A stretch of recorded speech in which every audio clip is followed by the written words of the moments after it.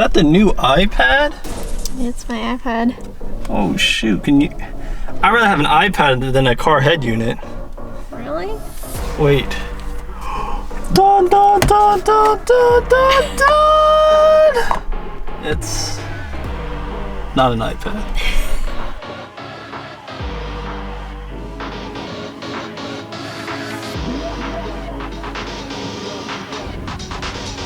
Alright, today we're going to be doing an install on the Joying automatic rotating head unit. Now this is an awesome head unit that rotates. I did an unboxing on this last week. So we're going to put this into this bad boy. I already have all like the harnesses right here, and I already have the head unit removed because this is a universal double din. So depending on your setup, it's going to change. So kind of have your head unit removed, your OEM or your aftermarket, whatever, and then we can continue forward from here. Looking at the wiring diagram, you can kind of see all the outputs right there. It does have steering wheel control support. It has its Wi-Fi antennas right here, and it also has SPDIF, then RIN, a bunch of outputs, so you guys can want to get a good output of that. This is a Joying model. Joyings are known to have one of the better audios, one of the best audios actually. So it's going to be great. We're going to see how this thing gonna look. And we can do a little dry fitment right here. You can kind of see how it looks like. Very cool, very awesome. And yeah, it looks pretty good. All right, so we have everything dismantled. We have the OEM harness right here, and it has, this is the Toyota style. Also Subarus use this in it too. So if you have a Subaru, the newer Subarus like 2016s and above, you're gonna have like this 10 pin, 6 pin, and 28 pin with a radio outlet. I know there's a little bit more cables back there, just don't worry about it. Some of it's like the XM radio. We're not gonna use that stuff like anymore. We have the harnesses like right here from Joying that you can buy. It's nice. It has a little foam, just helps with the, you know, rattles or anything like that. So to plug it in, you just literally, it's like Lego pieces. You plug it in and it should be set. So that's the 10 pin that controls pretty much everything. This is the radio. So that's how the radio looks like right there. We're gonna plug it into the radio. This basically uses an adapter, and bam. So what's really good about the Joying harness, you see how there's this blue wire too? Sometimes, and it's hooked up to the 10 pin, if your radio's reception's really bad, make sure you get the adapter, the radio adapter that has a amplified blue wire basically, and you're gonna get better radio reception. So if you have crappy radio reception, you know why. You could actually buy this piece. It's not really integrated. See how the radio is kind of just everything separate besides this blue wire? You can buy this on Amazon and stuff like that. You know what, I'll just link it down below if you guys want to grab that. Now we have two more basically harnesses left. We have the 28 pin. This generally controls aux. You can kind of see the aux right here, and it also controls steering wheel controls. Now in this BRZ, you can tell that this doesn't have steering wheel controls, but if it did, you have that supported built in with these aftermarket Joying head units. You don't have to buy any extra accessories to have steering wheel controls works. Now, if the last plug we didn't plug in is this one right here, it's green and purple, and this controls only audio for the rear. So basically right rear, left rear, and 4 cables in total. Bam. And now we have pretty much it set up. Now, I haven't done the backup camera or anything like that, USB's GPS, but this will get you pretty much set, and we're gonna plug it in. And remember, if you don't have this harness, they do come with a universal harness right here that you can manually wire, and it's actually not that bad. If you take it slow, you can kind of read the schematics of your own head unit. So let's say if you have a Lincoln Navigator or something like that, you just pretty much match with this. So it says rear right, rear left, front right, front left, amp cont, which is basically it turns on your amp. Backup, that's your backup camera that we're gonna have to wire later. Illumination is when you turn on your car headlights or parking lights, does it dim the screen and stuff like that. So we're gonna have that wired too. And key 2, key 1, that's the steering wheel controls we're talking about. We have the rear view camera in, which we're gonna take care of too. And then we have the ground and accessories. So we have everything kind of mocked up right now. So let's fire it up. Hopefully it turns on.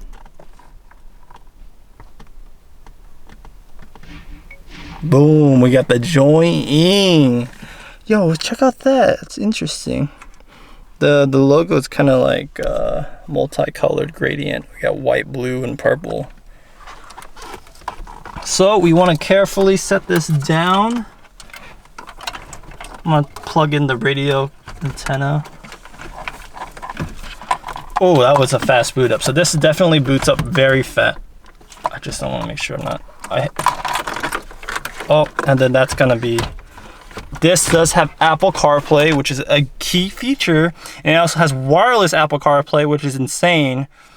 All you have to do is have your phone have Bluetooth hooked to this. It handshakes and then does a direct Wi-Fi access to your head unit, and you'll have everything streaming through Wi-Fi. It's an insane setup. I love Apple CarPlay wireless. And then we have the Android Auto, which we're gonna check out in a bit. So let's go kind of test things out. You can kind of see it has the tone thing going on right now. Very cool. Dang! Look at that. You do it. Try it. Press that middle button. Not the button, but the icon. Damn! We live in here in 2019. What do you think of this display, Kim? Wow. The colors are so vibrant, and like we came from a matte screen to a gloss screen, but the colors are just insane on this, right? Whew, looking good. And the audio works. I did plug in the radio, and look at this. Because of the size, you're not blocking the vents as much. We'll see if we can mount it a little bit lower, but I think it's gonna be something like this, so you're not blocking all your vents this time. And then I keep thinking this, you can use that to rotate, but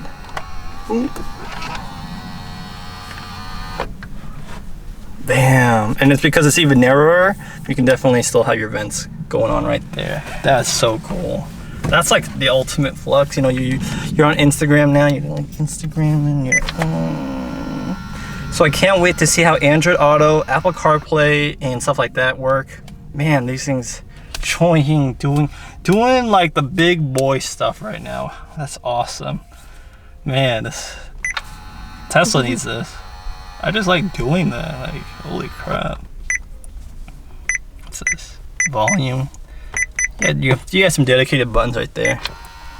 Look at that bird. So Joying's showing off its processor. Joying's processors, they use Intel-based stuff, so you can kind of see the 3D rendering. It's really smooth. You have that nice depth of field look going on, and of course you can change your launcher if you want. Let's go through settings. So we have the settings are a little bit different from what we're used to see. Kim probably deals with settings all the time. This is more. You can tell it's more integrated. It looks less like Android and more kind of like more intuitive. So we have settings for, you know, display. Yeah, let's get rid of this little ball thing. I don't really like this ball thing. Settings. Okay, whatever. We'll get rid of that ball thing later. I don't like that. We got brightness. I got wallpaper. Is there a dedicated back button? Yeah, it does. You get the brightness level. You get the brightness at light, like in the morning, and then when you get the dimmer switch on. Can you turn that dimmer switch on real quick? Your headlights. Yeah, so it lights up right there, and then it dimmed a little bit. Turn it off. Cool. So we have those settings right there. Applications. Press any key to start. Brake wire for video in motion. Auto nav. Very cool. GPS light. This thing, so this is the lights for your dimmer switch right there, or your dimmer, home, whatever, the home button. We got steering controls, oops, and we have current apps. Very cool. Let's go and change out the tone. I'm not a fan of having keypad tone, so it's kind of loud and kind of annoying. We'll check out audio quality in a bit. We have subwoofer, second, the EQ. Remember, this is a DSP model, so you're gonna have awesome sound quality. So yeah, I really like this new joining interface. It's again, they've really stepped it up. Before it looked pretty tacky, but now it looks very well, like, refined. Okay, they have a password. I don't know the password. I'm just gonna guess 126. No. So we're gonna have to dive deeper into that and do some more research. And then we have date and accessibility. Very cool. So let's get a USB plugged into this, and hopefully we can listen to some audio using Android Auto. Try to be careful. This also has its built-in, if you want to have a SIM card to have Wi-Fi, this join head unit has it, so you can listen basically, you know, cellular all the time, every day, all day. So I have a little USB port back here. I'm gonna plug it in. There's two, so we'll try the top one, and hopefully that's the one that we need. So can we get to your phone? So right here we have a current day phone. We have an S10 2019. Plugged it in. It automatically boots up to Z-Link. Can we unlock this phone?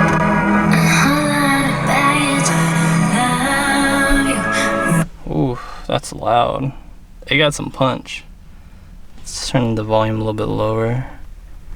Or let's turn it off. And then let's go back.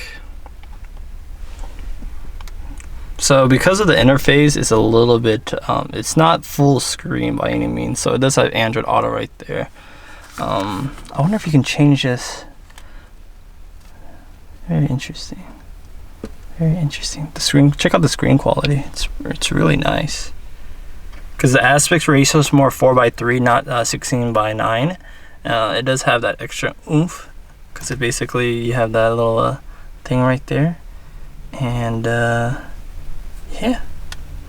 So let's try to rotate this bad boy and see how Android Auto looks like.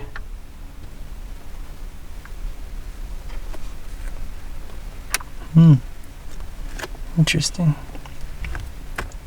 Doesn't show anything. Maybe we can reboot it with the new Z-Link like that. I'm gonna unplug it and replug it. I'm kind of digging this vertical setup. Just reminds me of my car. So we plugged it in. Let's see, no response this time. And how do we go to apps? Where's that Z-Link?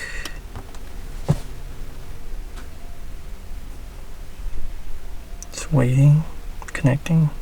So there you go, you have it like that too. Pretty cool.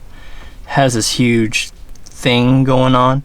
I heard with the new updates, Android Reloaded and stuff like that, you're gonna have it so it basically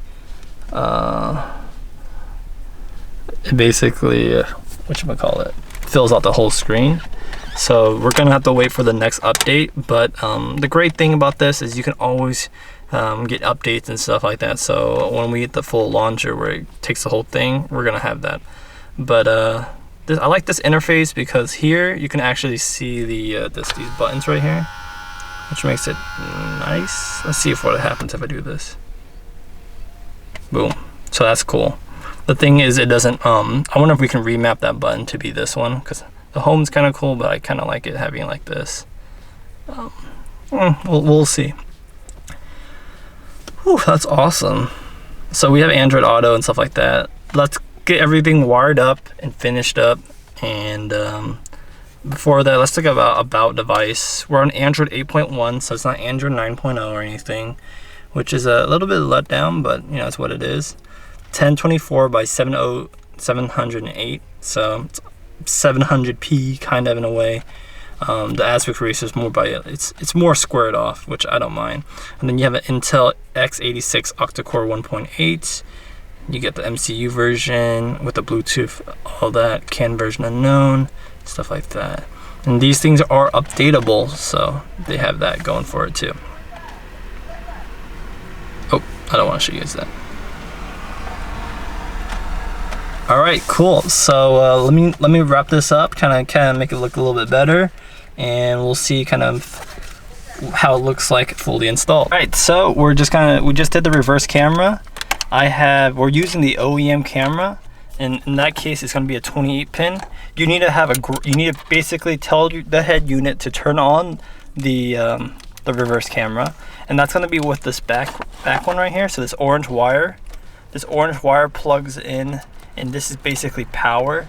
So in my case, I'm giving it, you can kind of see the twist tie job. Yeah, it is what it is, but that's how I do these installs, so it's quick. I'm not soldering because I go through head units so quickly. This one gives the power to the camera, and it also tells the camera to put it into reverse. So gives the camera, the back of camera power, and tells the camera to tells the head unit to turn on the reverse. Then on this side right here, I have the other side, it's powered through ground, so I have it hit up through ground.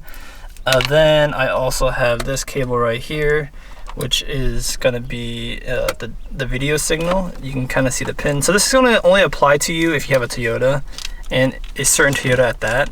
We have these two ones at the very end of this 28 pin, and then I have that going out to, I made a little wire right here to a composite cable. So that's how it works, and everything works. So let's just kind of neatly tuck everything back there.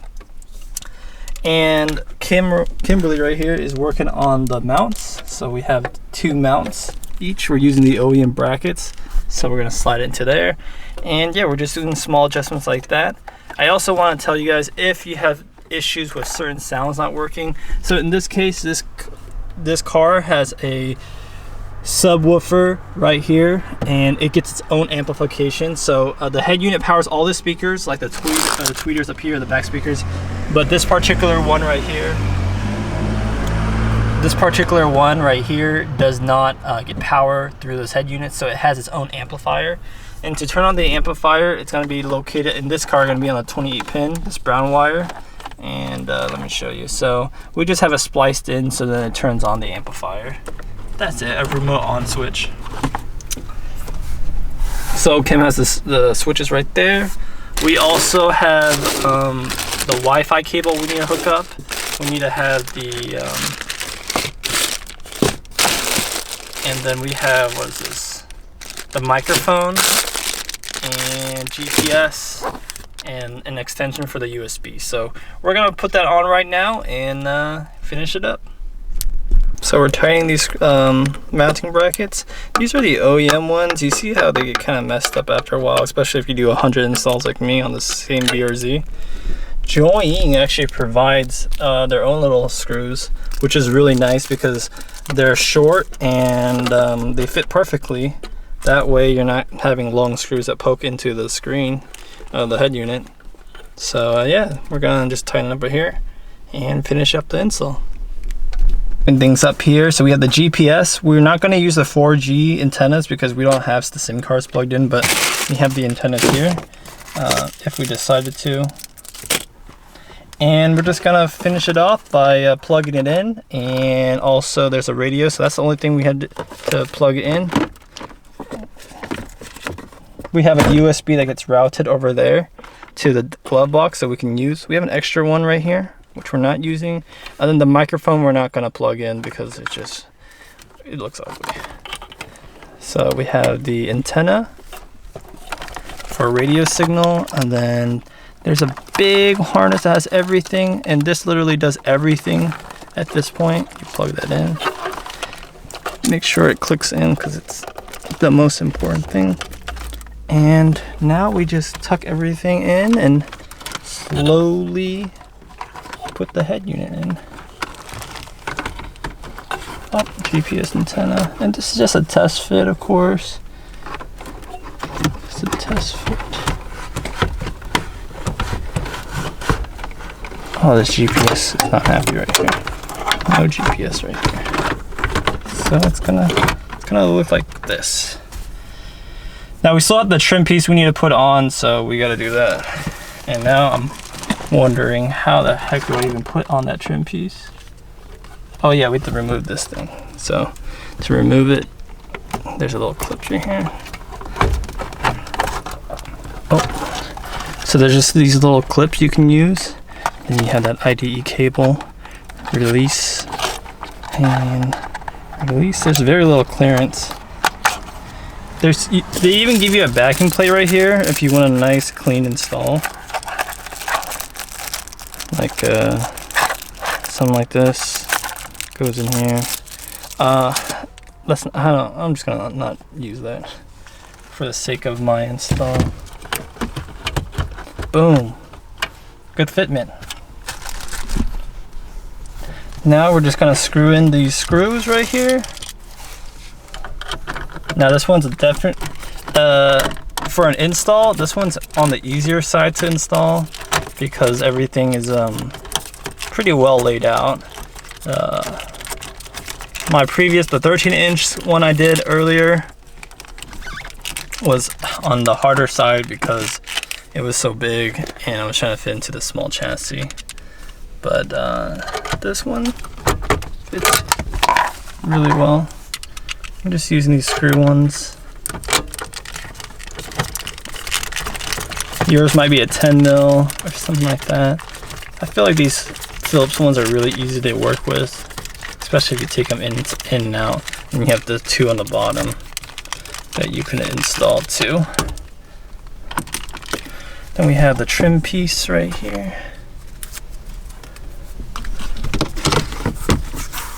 Now this is the Toyota trim piece that we bought, except even OEM quality is getting warped over time.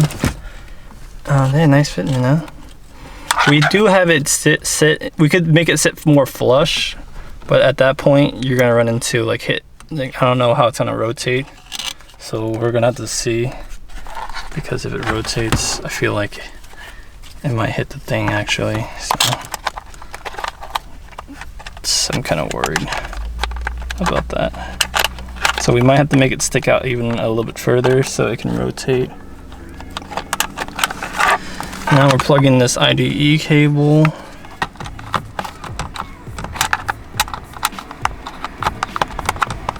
It's a really tight fit. Watch out for these pins because they bend easily. So it's fitted. Now like I said, I worry about it hitting this thing when it's rotating, which honestly I think it's gonna do. So I am yeah, it is gonna definitely hit it. So like this, it's fine, but there's just no way we're gonna have it be able to rotate. Yeah, it's not gonna be able to rotate. So